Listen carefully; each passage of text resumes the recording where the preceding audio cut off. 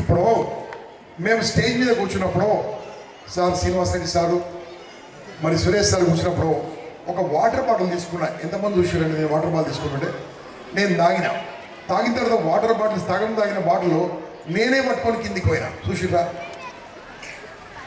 నీళ్లు పడేయద్దు, water waste చేయొద్దు, అన్నం వేస్ట్ చేయొద్దు అని పిల్లలకి చెప్తారా? చెప్పరు.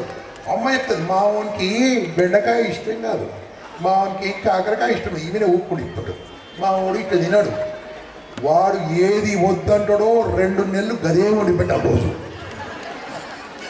అనే రాటుదేల విధంగా తయారు చేయాలి కదా పిల్లల్ని. ఈమెనే వాడికి ఇష్టం కాదు, ఎందుకు ఇష్టం కాదు, తిను అరే బాస్ ఎలా తయారవుతుందంటే అతి ప్రేమ చూపించి పిల్లలు చెడగొట్టేస్తున్నారు. వాడు ఇలా పెరుగుతున్నాడు. ఇంకా ఈడికెళ్ళి ఉప్పలు కూడా రాదు, మనమే పంపిస్తాం. ఎక్కువ బస్సు ఆగమైతే పో అనాలి. మనం పంపమే, వాళ్ళకి ధైర్యం చెప్పము.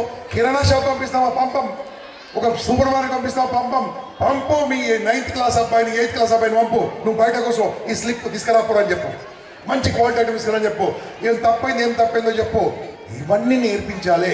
ఇంటికి రాగానే సాక్స్ తీసి ఉతకడం నేర్పియాలి. అమ్మనే ఉతుకుతుంది. ఇంకా కొంతమంది తండ్రులు అతి ప్రేమ చూపించి షూ పాలు చేసి పంపిస్తారు. వాడికి చేపియాలి, నీ షూ కూడా నీ కొడుకుతో పాలు చేపియాలి. అప్పుడే కదా తెలిసేది కష్టం అంటే ఏందో, అప్పుడే కదా తెలిసేది క్రమశిక్షణ ఏంటో. ఇలాంటివి చేయాలి, అప్పుడే పిల్లలు మారుతారు. పనిష్మెంట్ గురించి 2 సార్లు చెప్పలే. పనిష్మెంట్ ఎలా ఇవ్వాలి తెలుసా? మీరు చెప్పిన పని వాళ్ళు చేయకుంటే, మరి లాంగ్వేజ్ ఓకేనా? కొద్దిగా గట్టిగా మాట్లాడుతున్నాను, ఓకే. మీరు చెప్పిన పని మీ పిల్లలు చేయకుంటే పిల్లలు వింటారేమో, విన్నా సరే మీరు చెప్పండి. మీరు చెప్పిన పని మీ పిల్లలు వినకుంటే మీరు అన్నమ్మని చేయాలి. తల్లిదండ్రులు కాదు, తల్లిదండ్రులు పని చేయాలి. వాడికి చెప్పాలి, ఏం రాదు బిర్యానీ తింటా, తిను నేను తినా అని చెప్పాలి. ఎందుకు? నీవు నా మాట వినలే కాబట్టి ఇంటికి వచ్చి సాక్స్ తీసి షూస్ తీసి యూనిఫామ్ తీసేసి కాలు చేతులు కట్టుకొని ఇంట్లోకి రమ్మని చెప్పిన, నువ్వు రాలే కాబట్టి this is a punishment. You take what ever you want, we don't take అని భార్య భర్త గట్టిగా చెప్పగలగాలి. ఇక్కడ భర్త చెప్పినప్పుడు కొద్దిగా భార్య సపోర్ట్ చేయాలి భర్తకు. ఈయన గిట్లే అంటారు, బయటకు పోయి తింటారు అంటే కథం అయిపోయాయి, ఇంకేముంటుంది అక్కడ, వాల్యూ ఉండదు. కాబట్టి ఇద్దరు ఒకటి మాట మీద ఉండాలి. తప్పకుండా పిల్లలు మారుతారండి, తప్పకుండా పిల్లలు మారుతారు. వాళ్ళకి ఎటువంటి అట్రాక్షన్స్ ఉన్నాయో తెలుసా? బయట మీకు ఎటువంటి అట్రాక్షన్ తెలుసా? Recently drugs and anti narcotics department వాళ్ళు మమ్మల్ని పిలిచారు యాజ్ ఇంపాక్ట్ ఫౌండేషన్ చి. మా ట్రైనర్స్ అందరిని పిలిచి, సార్ మీరు ప్రతి స్కూల్కి వెళ్ళి దీని గురించి చెప్పగలరా అని మాకు ట్రైనింగ్ ఇవ్వడానికి డేట్ తీసుకున్నాము. మేము నేర్చుకుంటున్నాం. ఆయన మొత్తం స్టాటిస్టిక్స్ ఎక్స్ప్లెయిన్ చేశాడు. ఒక దేశాన్ని గెలవాలంటే బాంబులు అవసరం లేదు, యుద్ధం అవసరం లేదు. ఒక దేశాన్ని నాశనం చేయాలంటే పిల్లలకు డ్రగ్స్ అలవాటు చేస్తే చాలు. ఇది జరుగుతుందండి, చాప కింద నీళ్ళలాగా జరుగుతుంది. ఓ తల్లిదండ్రులారా, దేశం సంగతి దేవుడు ఫస్ట్ పిల్లల్ని కాపాడుకో. నీ డబ్బులు ఇచ్చేస్తే ఆ డబ్బులు ఎక్కడ పోతే చూడు, నువ్వు ఇచ్చే డబ్బులకు లెక్క అడుగు, కరెక్ట్ తీసుకో. వాళ్ళు ఏం చేస్తారో చూడు, వాళ్ళ అలవాటు చూడు. ఇంకోటి నాన్నగారికి చెప్తున్నాను, మధ్యరాత్రి మీరు లేచి మీ కొడుకు పక్కన పడుకో 9వ తరగతి 8వ తరగతి పడుకో. వాడు అప్పటి వరకు కొంతమంది ఏం చేస్తుంది తెలుసా? మొబైల్ చూస్తూ పడుకుంటుంటాడు. మొబైల్ ఇచ్చింది ఎవరు? నువ్వే.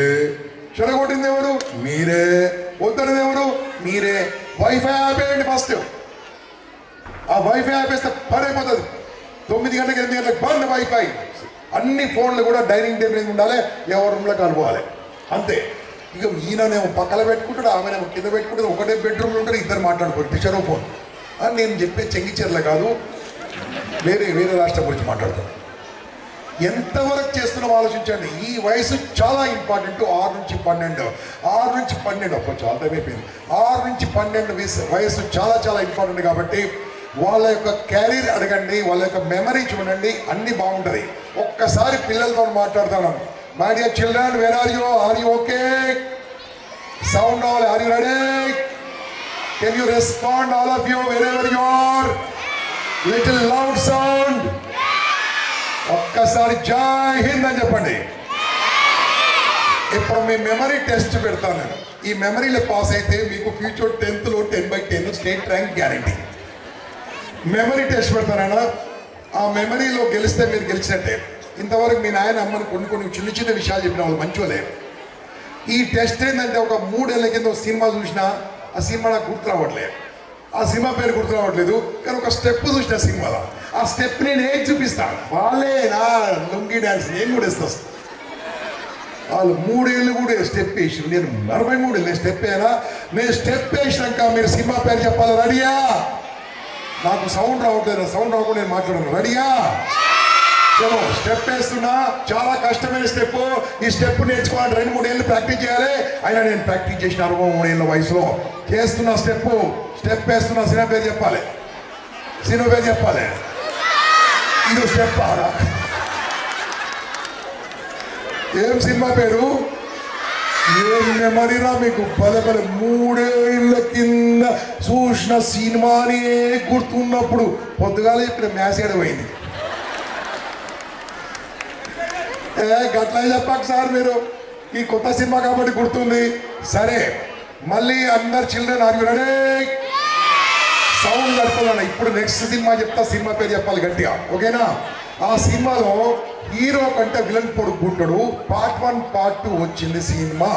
కరెక్ట్ 10 ఏళ్ళ కింద 8 ఏళ్ళ కింద సినిమా వచ్చింది. ఆ సినిమాలో ఒక అమ్మాయి స్టెప్ ఎట్లా వేస్తుందంటే ఇట్లా వేస్తుంది. గట్టిగా చెప్పాలి. బాహుబలి మీకు ఏమి గుర్తుంది? ఏం మెమరీ? ఇట్లా స్టెప్ వేసినప్పుడు వెనకాల ఏం కనిపిస్తాయి? వెనక నుంచి ఏం కనిపిస్తాయి? బటర్ఫ్లైస్. బటర్ఫ్లై కలర్ చెప్పండి.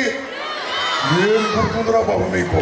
ఆ బటర్ఫ్లైస్ కనిపించింది 5 సెకండ్ల సీనే గుర్తున్నప్పుడు 45 నిమిషాల పాఠం ఎట్లా మర్చిపోతుంది?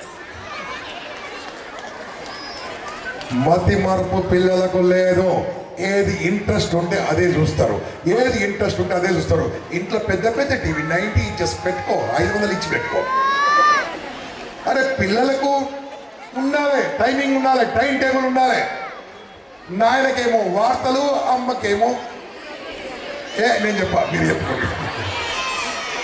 ఈయన న్యూస్ చూస్తూ ఉంటాడు, ఇంకానేమో టీవీలో తలకాయ పెట్టాడు, ఏదో దేశం మారుస్తున్నట్టు.